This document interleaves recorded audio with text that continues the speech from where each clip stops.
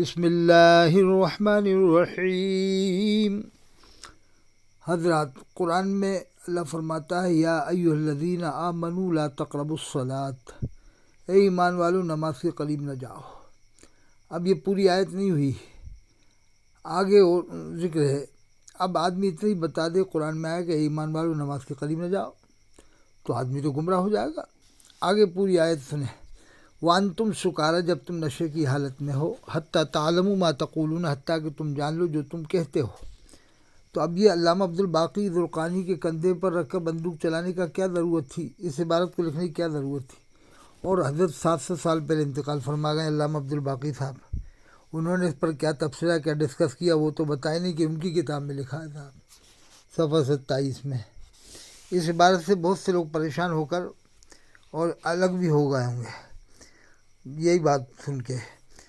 سیدی عبدالواقی زرقانی کے حوالے لکھ رہے ہیں، اب حوالہ ان کا دیا لیکن یہ نہیں بتا رہے ڈسکس کیا کیے، بس ان کی کتاب میں ہے صاحب۔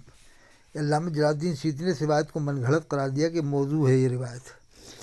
علامہ جلال الدین سیوطی رحمۃ اللہ علیہ نے یہ لکھا ہے، عبدالباقی زرقانی فرماتے ہیں کہ انبیاء علیہ السلام کی قبور مطہرہ میں ازواج مطہرات پیش کی جاتی ہیں، وہ ان کے ساتھ شباشی فرماتے ہیں، وہ ان کے ساتھ اب یہ حدیث میں تو ذکر ہے نہیں، حدیث میں ذکر نہیں، صحابہ کا قول نہیں، تابعین کا نہیں، طب تابعین اب کوئی کسی بزرگ کی بات کو تھوڑی مانا جائے گا اس طرح سے۔ یہ لکھا ہے انبیاء علیہ السلام کی قبور مطہرہ میں ازواج مطہرات پیش کی جاتی ہیں، وہ ان کے ساتھ شباشی فرماتے ہیں۔ روحانی ملاقات تو ہو وہ الگ بات ہے، روحانی ملاقات، لیکن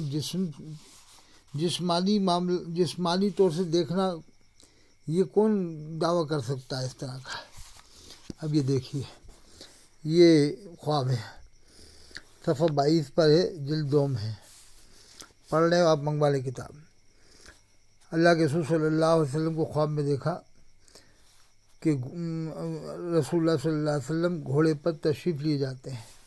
عرض کی یا رسول اللہ، حضور کہاں تشریف لیے جاتے ہیں؟ فرمایا برکات احمد کے جنازے کی نماز پڑھنا ہے۔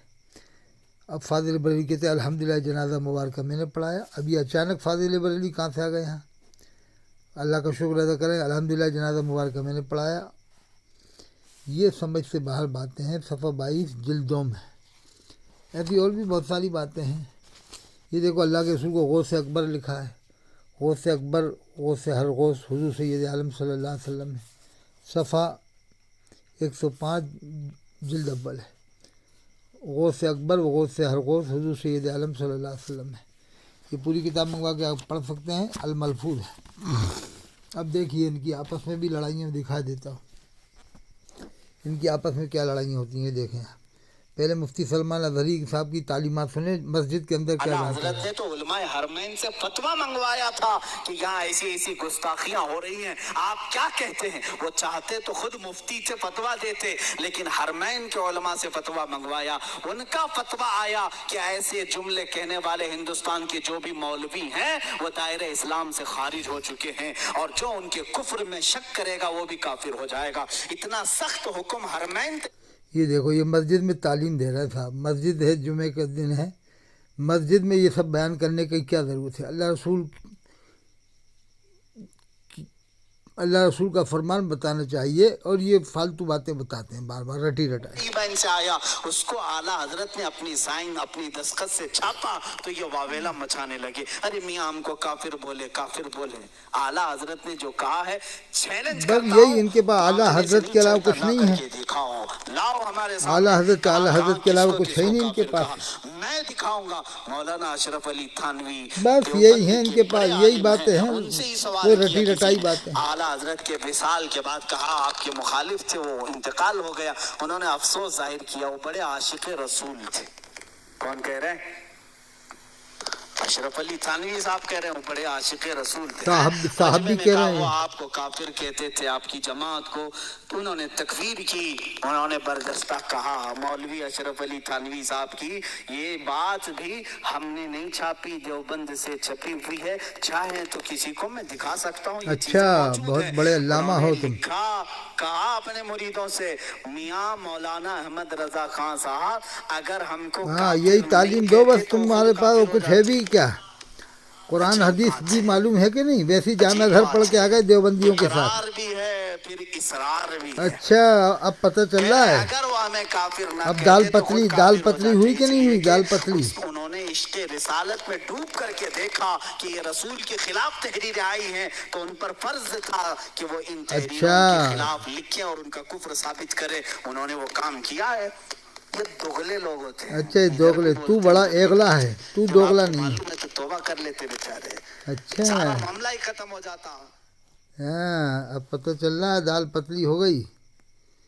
یہ دیکھو ابھی ذرا ان کی اور باتیں ہم بتاتے ہیں. یہ سب وہی لوگ ہیں جو بار بار ایک ہی بات رٹے پڑے رہتے ہیں کہ اعلیٰ حضرت نے لکھا، اعلیٰ حضرت نے وہ لکھا. یہ دیکھو آپ، یہ دیکھو ان پر فتویٰ. سواری پر بٹھایا گیا. اب یہاں نہ کوئی رشتہ دار ہے. میرے آقا صلی اللہ علیہ وسلم تو یتیم تھے، والد بھی نہیں اور والدہ بھی نہیں تھی. صلی اللہ علیہ وسلم تو یتیم تھے، والد بھی نہیں اور والدہ بھی نہیں تھی. صرف ایک مولوی نے اتنا کہہ چھڑیا حضور یتیم ہے. اعلیٰ حضرت کو پتہ چلتا ہے. اعلیٰ حضرت کل کے رضا ہے خنجر خون خار برق بار. آدھا سے کہہ دو پتر لگ دے ہو تسی، آدھا سے کہہ دو بچے لگ دے ہو تسی. آ رہے امام محمد رضا، آپ نے فرمایا ہاں جی مسئلہ پوچھا کہ حضور نے سرکار دے وال لفظ یتیم دی نسبت کی تھی. فرمایا کافر ہو گئے. پورا گروپ سی دی فارورڈ بلاک انہوں نے بنا چھڑیا. اعلیٰ حضرت نے فرمایا بلاؤ مولوی. آپ کے سامنے بلایا گیا کہ آپ کا انداز کی سی تخاطب دا. فرمایا کمینے دیکھو انہوں نے کہہ دیا نا کہ کافر ہو گیا ہے. دہن میں زبان بنے دو جہاں عظمی سر کیوں ہے جی. سنی کے ساتھ بریلوی بھی جب حنفی کہہ دیا بات ختم ہو گئی. نہیں بات نہیں ختم ہوتی.